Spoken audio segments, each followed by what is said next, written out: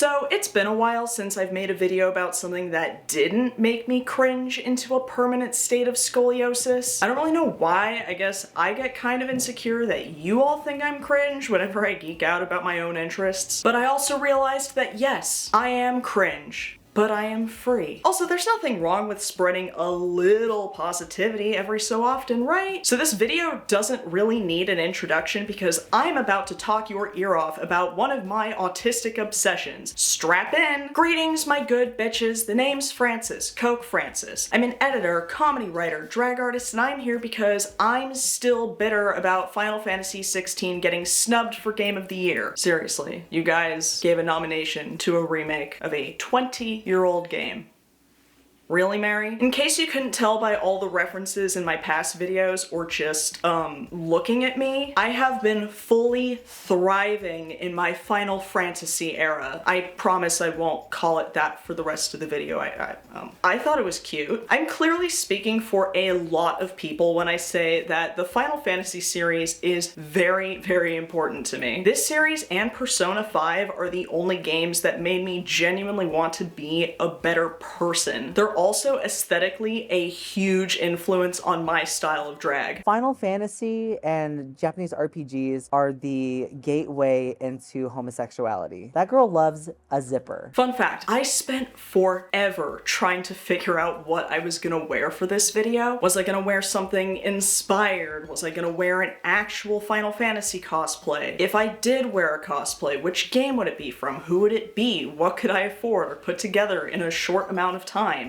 Eventually, I decided that wearing a Final Fantasy cosplay in a video about it would be the equivalent of wearing the shirt of the band you're going to see. You just don't do that. So instead, I'm giving you Persona 5 Velvet Room meets Malice Miser meets Jill Warwick's amazing hair. I don't know if I did it justice. I tried. With the release of Final Fantasy XVI last summer and Final Fantasy VII Rebirth on the horizon, the fandom, in all of its respectful, honorable glory, full of the nicest, most happy people on earth, is once again resurrecting the age-old question amongst us. It's one that will never die and will be brought up anytime Square Enix breathes or does anything. And it's one that I hope to answer with this video, though I am but one boy. But just the way Clive Rossfield looked at this monstrosity and just started fucking charging at it, I have no choice but to approach this question the same way. What makes a real Final Fantasy game? But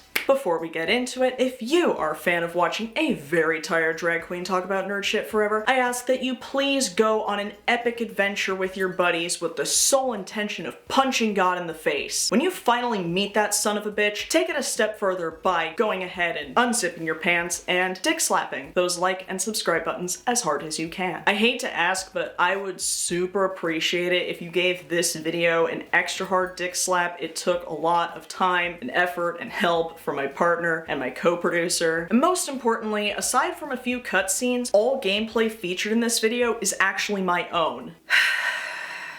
By the way, that is not a flex. For as much time as I spend playing games instead of working on making videos, I'm actually not very good at them. I just thought that including my own gameplay would give it that little extra personal touch, chef's kiss, I don't know what. This is also the first game video I've ever done, and I'd really like it to do well since there are other games that I would love to talk about in future videos, but let's see how you all feel about this one. I swear to God, it's always the videos I put the most amount of time and effort into that get the least amount of views, so. Now, full disclosure, I have not played every single Final Fantasy game ever made. I'm sorry. So far, I've played 4, 7, 7 Remake, 10, 12, 15, and 16. I won't be counting Kingdom Hearts, even though the only characters in this universe who have successfully cast Zeta Flare are Bahamut and Donald Duck. Another fun fact, all gay people have the ability to cast Zeta Flare. That's just something we can do now. So even though I haven't played every single one, I've still experienced a wide range of this series. From its humble beginnings as 16-bit RPGs to literally fighting Bahamut in space. Space, damn it! Also full disclosure, I actually didn't start playing games in general until the pandemic began, so I don't have any childhood nostalgia attached to my opinions, which means the odds of me being right are much higher. No, but really, that obviously doesn't negate other people's opinions. My partner has played every Final Fantasy game except 11 and has been doing so since the Clinton administration. So his takes are very different from mine, but valid nonetheless. Maybe even more valid, but this is my show, not his, so. Now, I've been so caught up in this that I just now realized that there are probably plenty of you watching who have absolutely no goddamn idea what I'm talking about. So here's an elevator pitch for the Final Fantasy series as a whole. It's an anthology-based series, each one following a group of friends or heroes on an epic journey through a fantastic world. And in addition to having some kind of external end goal, their stories are mostly about finding truth and hope in the heart of the world, and gaining a better understanding of themselves and each other. There are certain recurring themes and character names and creatures throughout, but each game is entirely unique and contained within its own universe. One of the best aspects of this series, in my opinion, is that you can start anywhere. The first Final Fantasy I completed from start to finish was 15.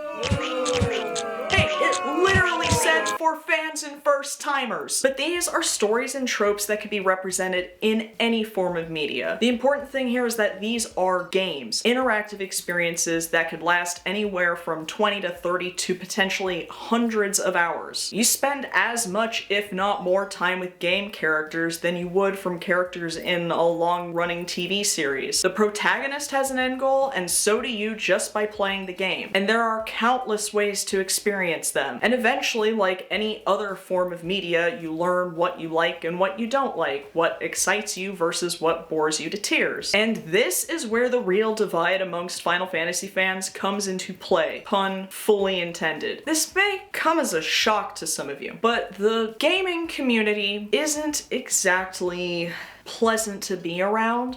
Let me rephrase that. A big portion of the gaming community and the Final Fantasy fandom are worse than Star Wars and Drag Race fans combined. That's another reason I'd really appreciate an extra hard dick slap on this video. I spent a good amount of time in the Final Fantasy subreddit and side of Twitter for the purposes of research. I had to look at pure slander objectively. Nobody suffers like I do. But one of the main reasons I'm making this video is because of how much this question has been brought up since the release of Final Fantasy XVI, or as I like to call it, Oops All Hot People, the video game. Now, I don't want to spend the entire video talking about this game, but a good portion of it will be, and I will do my best to make this as spoiler-free as possible. Final Fantasy XVI is the reason I put out hardly any videos last summer. The demo alone exceeded my and my partner's expectations, which were admittedly somewhat low after 15. 90 hours later, it cemented its place not only as my favorite Final Fantasy game, but my second favorite game of all time. It's a heartwarming story about men in corsets who do not realize that they are wearing corsets.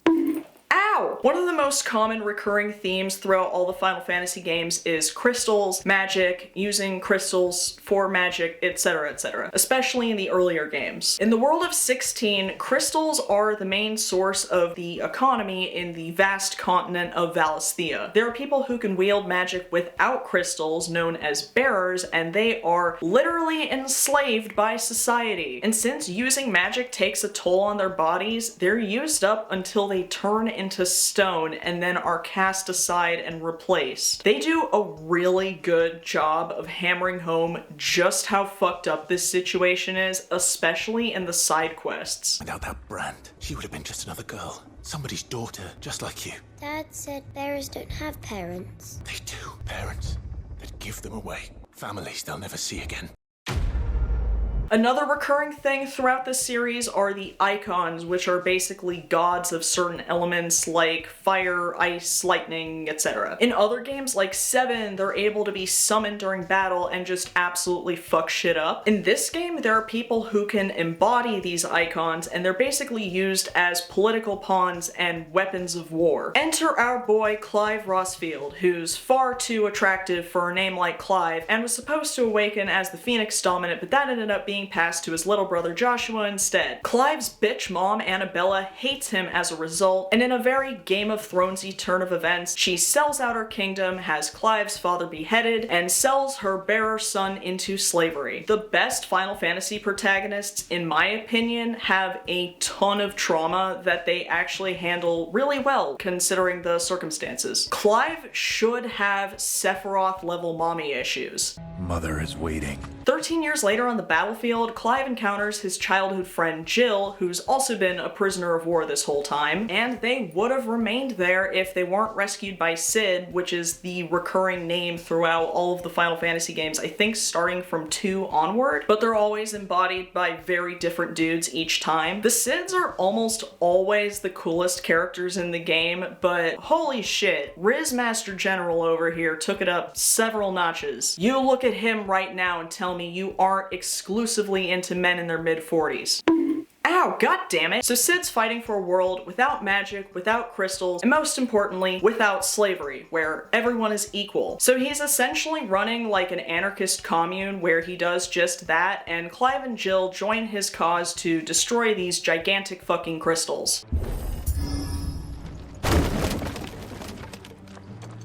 They never stood a chance. Clive also discovers that he's the other dominant of fire in addition to his brother, and for some reason has the weird ability to collect the powers of other icons the way Jennifer Lopez collects engagement rings. Throughout his journey, he sucks them all up, and you, the player, get to use dozens upon dozens of different iconic abilities. Combat-wise, it's a combo-based hack and slash where you get to use up to 9 different iconic abilities at a time. You play as Clive for like 90% of the game, but you also get to play as his icon for a number of boss battles, which is a totally different skill set. There are a lot of similarities between the combat in this game and the combat in Devil May Cry, thanks to battle director Ryota Suzuki. The side quests are... well, one of the biggest criticisms of this game was the side quest design and the amount, and I agree wholeheartedly with that. But I think the side quests in this aren't really any more or less boring than side quests in other Final Fantasy games. The problem is that between these side quests, you have battles like these. Are you fucking kidding me? I told you you fight Bahamut in space. I bet you didn't believe me. These were hands down the most incredible boss fights I've ever seen in gaming, and I have a feeling it'll be a while till we get a spectacle like these again. But then after you go back to the hideaway and people have the audacity to ask you to go and fetch botany ingredients for them as if you weren't just in space. While this isn't the first JRPG to feature a gay character, can we just give a moment of appreciation to Dion Lesage? First off, best drag name ever. He's the son of the Emperor of the Crystalline Dominion and the dominant of Bahamut, who's arguably the mightiest of the icons. And he's openly in love with his dragoon boyfriend Terrence. That's what I'm talking about! That's why he's the MVP! That's why he's the GOAT! The GOAT! He's not queer-coded, he's not closeted, and most importantly, is not the butt of a joke. Talk about a truly strong gay character. I cannot begin to express how grateful I am to Square for this kind of representation. He is literally a gay icon. Well, why you boring me? I'm right. Objectively, I'd give this game a 9 out of 10, but I love it as though it were 16 out of 10. It's giving Game of Thrones, it's giving Attack on Titan, and most most importantly, it's giving Final fucking Fantasy. This is my idea of a real Final Fantasy game. You might even agree with me. But guess what, chicken butt? There are a lot of people who do not. And even though I wholeheartedly disagree, I totally get it. 16 was a huge departure from previous titles. Unless you count Strangers of Paradise, this was the first M-rated Final Fantasy game, the first one where people actually say the word fuck, and the first one where you actually have to see chocobos die in battle. As someone who grew up owning birds and riding horses, you have no idea how badly I've wanted one of these things. So seeing them die and then having to kill the ones who have basically magical black lung had me shooketh. While not gratuitous, they actually show nudity and post-bang sessions. Oh, and this scene, of course.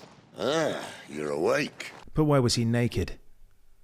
What was the reason? And overall, visually and tonally and thematically, it's arguably the darkest Final Fantasy game ever made. Now again, I didn't spend my childhood with these games, but if you are someone who has, if your history with Final Fantasy is playing games like 7 and 10, playing 16 probably feels like jumping from a hot tub into an ice bath. So on that note, let's take a look at Final Fantasy X, one of the most popular entries to date, one of my personal favorites, and the game that signified several turning points for where this series was going. So 10 takes place in the world of Spira, which visually was a huge departure for the more European style worlds in earlier games, and was instead heavily influenced by Southeast Asian and Polynesian aesthetics. Enter our boy Tidus, a 17-year-old with big golden retriever energy and severe daddy issues. He and his dad are both star blitzball players, which is like volleyball and soccer and Quidditch, but like underwater. Tidus's homeland Xanarkand is destroyed by a gigantic fucking sea monster called Sin, and in the process meets up with Auron, the coolest character in the game. Some can't wait to die. Damn, Square, you really gotta cool it with all the hot dad characters.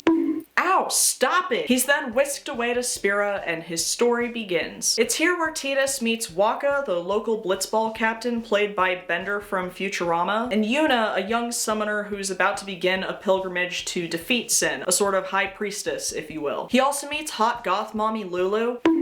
I didn't even finish the sentence yet. Yuna's cousin Riku, played by Timmy Turner, and a cool cat-like warrior named Kamari. Auron convinces Tidus to become Yuna's guardian, and this absolutely dripped-out crew begin their pilgrimage to defeat Sin, with Tidus learning about himself, his dad, and where he came from. And most importantly, he falls in love with Yuna, which is really what makes this story amongst the most beautiful throughout the entire series. There's so much more to this story that I'd love to elaborate on like I just did with 16, but I can't really do that without getting into heavy spoiler territory, which I'm trying to avoid so that you can experience these games for yourselves, which you should. The gameplay itself is pretty linear, with randomly occurring battles that, you know what, I'm just gonna come out and say it. There's too many. There's too many random battles. If there are too many side quests in 16, there are too many goddamn random battles in 10. But the battle system is actually really well done as far as turn-based combat goes, and I love how many features there are to help you really strategize the tougher battles towards the end. Even though in the second half of the game, it pretty much just becomes the Tidus, Waka, and Riku show and can get kind of repetitive.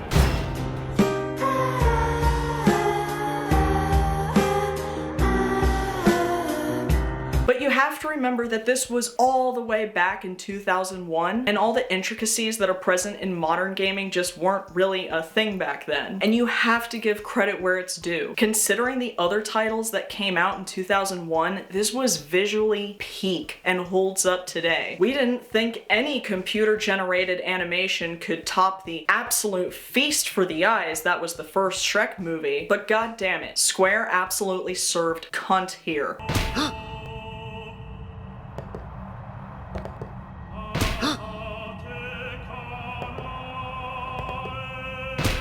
Final Fantasy X was released as a PS2 launch title, and as you can probably tell, was a literal game changer. This was the first Final Fantasy game to shift from pre-rendered backdrops to fully 3D atmospheres, and the first one to feature voice acting.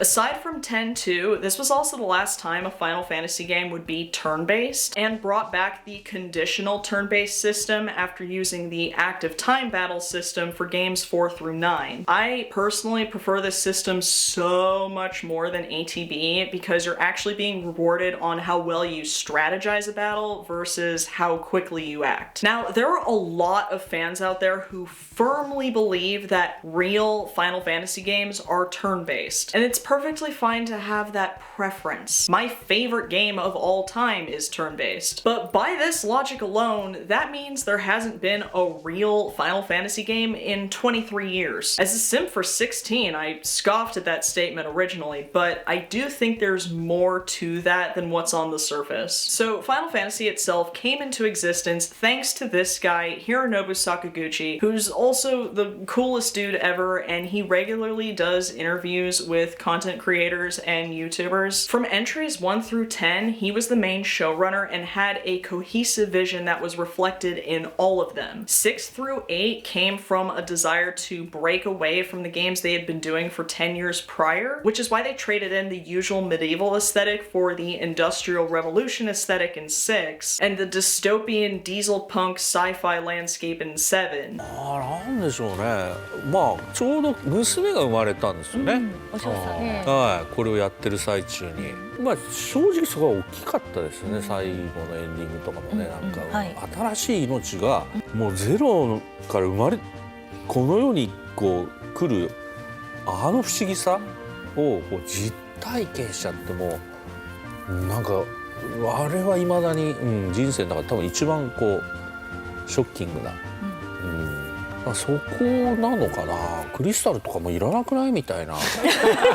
Then 8 was created to break away even more than 6 and 7, and was kind of a mix of all of those prior influences, but set against the backdrop of a high school drama. It's an acquired taste. Anyway, these games had one main showrunner and therefore one cohesive vision. So as different as 10 was aesthetically, it was still seen as a return to form as it was under Sakaguchi's oversight. Meanwhile, Sakaguchi was working on his directorial debut with a feature-length Final Fantasy film called The Spirits Within. And after 4 years and the most advanced CGI processing capabilities that were available at the time, it was certainly a movie. And so the very first Final Fantasy film entry, which starred Alec Baldwin, James Woods, Donald Sutherland, Ving Rhames, and Steve Buscemi, grossed $85 million against a budget of the 2001 equivalent of $205 million. It was such a devastating blow to Square that our true OG,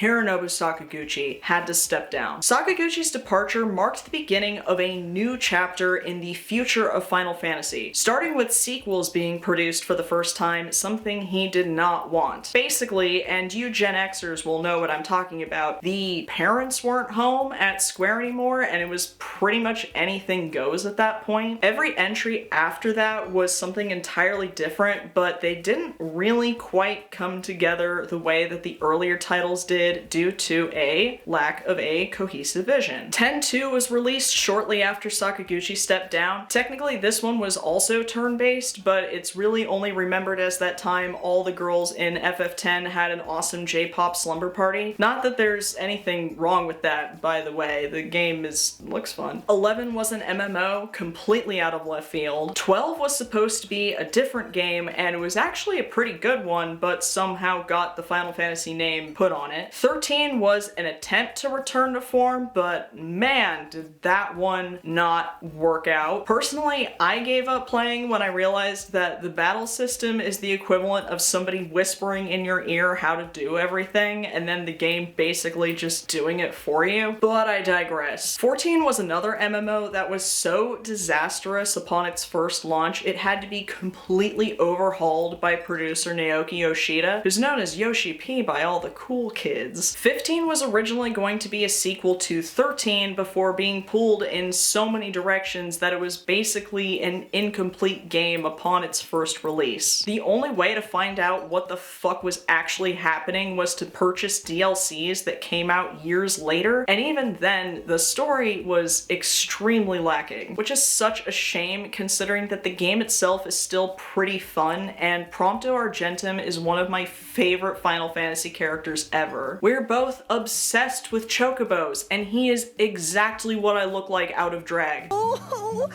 hey there. Nice to meet you. It really wasn't until 16 that a Final Fantasy game finally had a developed, cohesive vision that hadn't really been seen in like 20 years. And we have none other than Yoshi P to thank for that. But the difference between 16 and the Sakaguchi era is so drastically different that many do not see it as a return to form in that sense. And I get it. I really do. But that brings us back to our initial question. Is a real Final Fantasy game something that Sakaguchi would be happy with, or is it something else? So let's take a dive into Final Fantasy VII, arguably the most popular title in the series and one that exists in past, present, and future planes. There's the original 7 that came out in 1997 and made everybody rightfully shit their pants. There's the 7 remake that came out in 2020, and there's the 7 Rebirth, which comes out next week. Oh, by the way, when I was writing this script, Square casually just dropped a demo for Rebirth, immediately stopped what I was doing to go play it. Holy shit, I can't wait to see what mental gymnastics people will do to try and say that this isn't fucking amazing. I mean, they're already complaining about the yellow paint that marks where you're supposed to go, but between 16, 2 DLCs for 16, and 7 Rebirth, we eatin' good at Square this year, honey. If you hate capitalism and global warming as much as I do, then boy, do I have the game for you. Final Fantasy VII takes place on a planet called the Planet. All life and energy on the planet comes from a flow of spiritual energy called the Life Stream. Enter the Shinra Electric Power Company, a mega corporation that's been draining the Life Stream for energy and converting it into a compressed form called Mako. But in the process of doing so, it weakens the planet and threatens existence in general. Enter our boy Cloud Strife, a weirdly edgelordy mercenary and alleged former soldier who's working with an eco-terrorist group, Avalanche. And they're trying to take down Shinra through direct action, which means, literally bombing the Mako reactors. One thing the remake does really well is showing just how much devastation and collateral damage this ends up causing. Cloud finds himself in the slums of Midgar, where he's reunited with his childhood friend Tifa, who's so goddamn cool that I decided against cosplaying as her for this video. Why? 1, I don't want to be just another bitch doing a Tifa cosplay. 2, I look terrible with black hair. Like, truly. And it would not be doing my homegirl justice. She is a bad bitch. Cloud meets and protects a manic pixie dream girl named Aerith, who's being pursued by Shinra because of her relation to the Cetra, a nearly extinct tribe that's supposedly deeply connected to the Life Stream. And by capturing her, the Shinra cronies believe that this will lead them to a promised land that's supposedly overflowing with Life Stream energy that they can exploit. Meanwhile, Shinra fucking collapses part of the city in retaliation over the Avalanche bombing, and Cloud and the gang rescue Aerith and pursue this handsome fucker Sephiroth.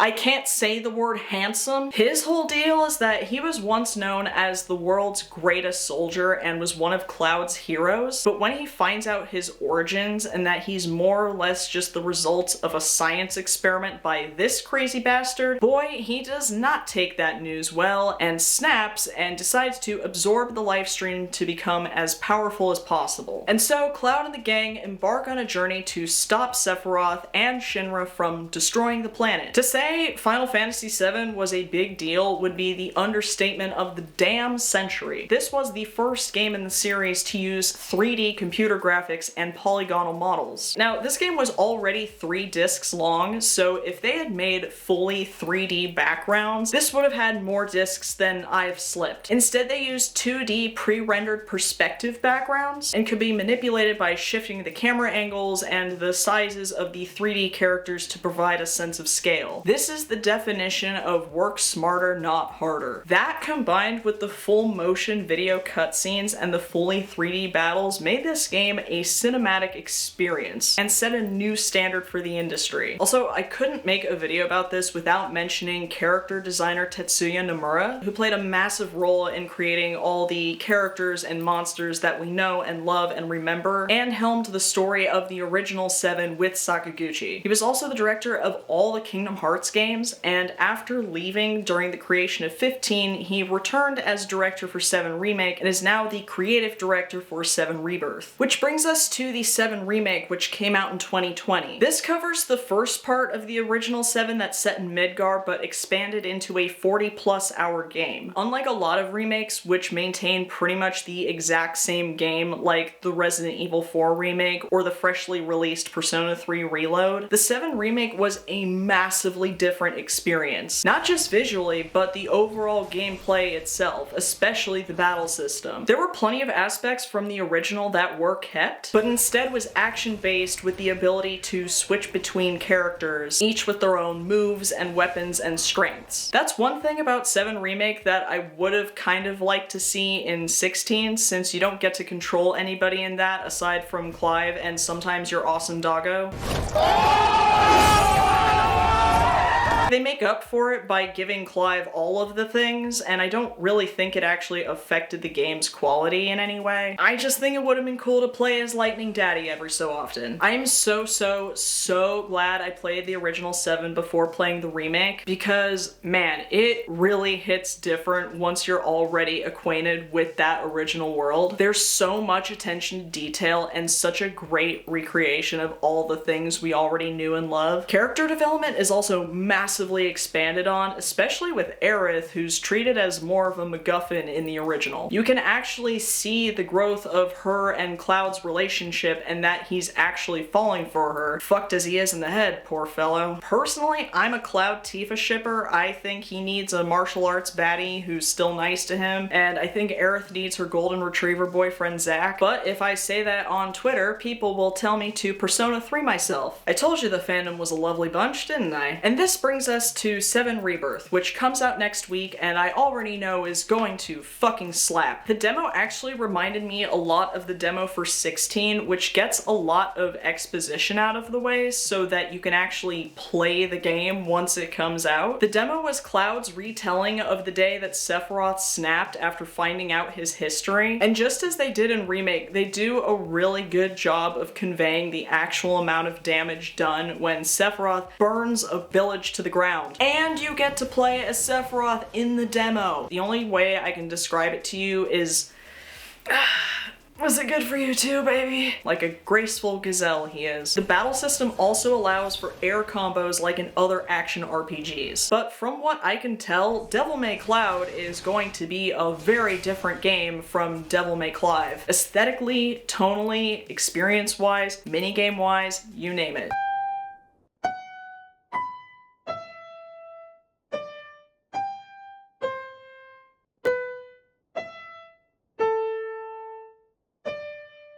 When I was a young boy. And I think that's awesome. Again, one of my favorite things about these games is that they're all different. It wouldn't surprise me if I enjoy 7 Rebirth as much as I enjoyed 16. Also, love how Cid sounds like Owen Wilson for some reason. Don't misunderstand. You'll need a way home.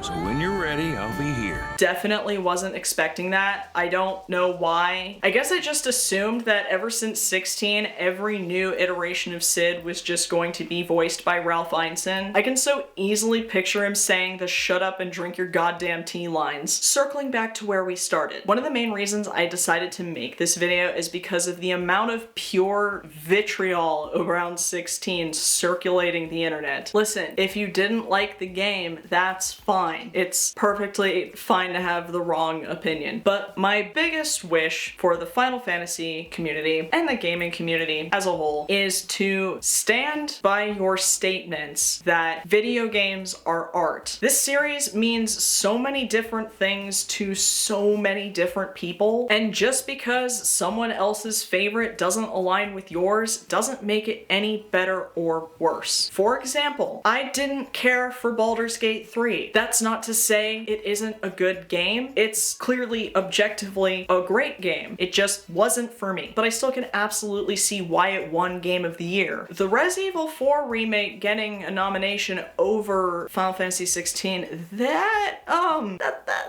that's a mystery to me. I played the Resident Evil 4 remake. It's great, but I don't think it deserved to be a nomination for Game of the Year in such a great year for games. Anyway, I found a quote from George R.R. Martin on Twitter that I think is super relevant for this. Toxicity is growing. It used to be fun talking about our favorite books and films and having spirited debates with fans who saw things different, but it is no longer enough to say, I did not like this book or this film, and here's why. People would rather talk about the stuff they hate than the stuff they love, and delight in dancing on the graves of anyone whose film has flopped. And it's true. Why else would these so-called game journalists write clickbait headlines to imply that 16 lost Square billions of dollars? And it obviously won't end there. I guarantee you that when Final Fantasy 17 comes out, everyone's gonna come out of the woodworks to be like, 16 is an underrated masterpiece. Oh, and don't even get me started on the people who complain that there are too many cutscenes in a Final Fantasy game. That's like taking a tour of the Wonka factory and complaining there's too much chocolate. And the petty criticism for 7 Rebirth is already here, and the game isn't even out yet. People really do have nothing better to do than complain about yellow paint. Some people thought that 16 was too linear and would have preferred a more open world like 15. Now they're saying 7 Rebirth is too open world, despite the original game being open world as well.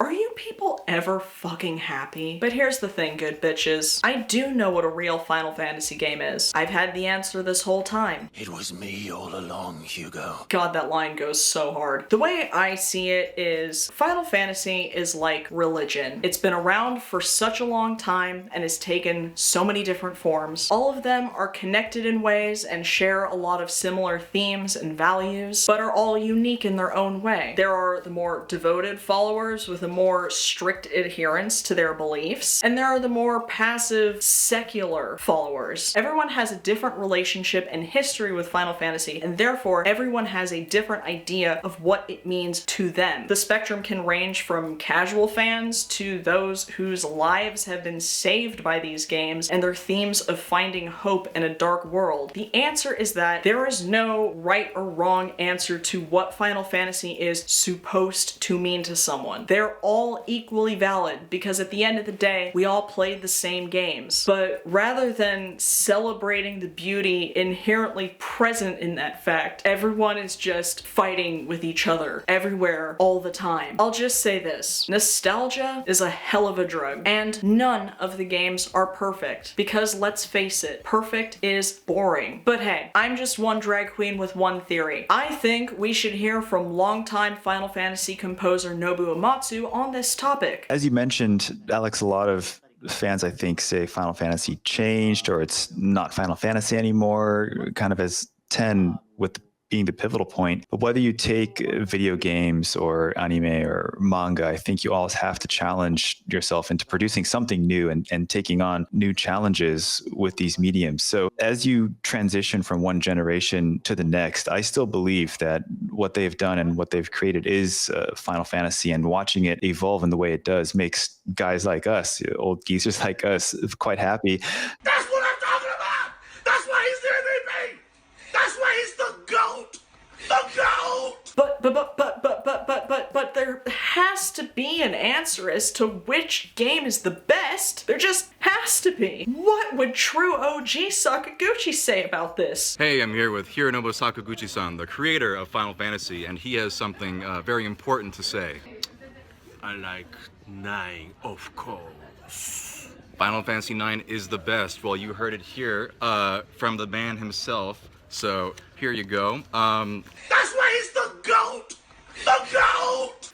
Well, shit, I've been wrong this whole time. Guess I gotta play 9. Also, be sure to check out the creators whose videos I just sampled. I've linked them in the description box. If you've made it this far into this video, I'm so proud of you. I'm always worried that I'm like oversharing every time I talk about my actual interests on this channel. You know, just neurodivergent things. I think in order for games to be appreciated as art as they should be, there needs to be more people who play them and experience them for themselves without fear of being gatekept or for like a lack of skill. Final Fantasy is an especially accessible series, not just because you can start anywhere, but because the games themselves are pretty easy even if you've never touched a controller in your life. Again, I didn't even start playing games at all until the pandemic began, and just look at all the pretty amateur gameplay I've shown here. Anyway, since we're on the topic of talking about stuff I love, you know what I love possibly even more? I love these comments so much that I picked 2. Sir Camera says, as a bi man, I deal with a lot of internalized biphobia. Sometimes I feel like I'm too straight. And then I watch an episode of Mansers, and I realize, nah, I'm not that straight. Cheeseburger Cat says, as a kid, I would use Barbie items for my Halo Spartans. I'm non-binary. If that isn't the definition of being non-binary, I don't know what is. You too can be featured in the next video. Leave a comment below, and I will pick my favorite one and give you a shout out next time and pin your comment to the top of the comment section. If you would like to see more of my clown mug elsewhere, please consider following me on Instagram or TikTok. My handle for both is at Queen Coke Francis. If you enjoyed this video and you haven't done this already, please go on a fantastical adventure with your best buddies with the sole intention of punching God in the face. When you finally meet that son of a bitch, take it a step further by going ahead and unzipping your pants and dick slapping those like and subscribe buttons as hard as you can. And, of course, as always, until next time,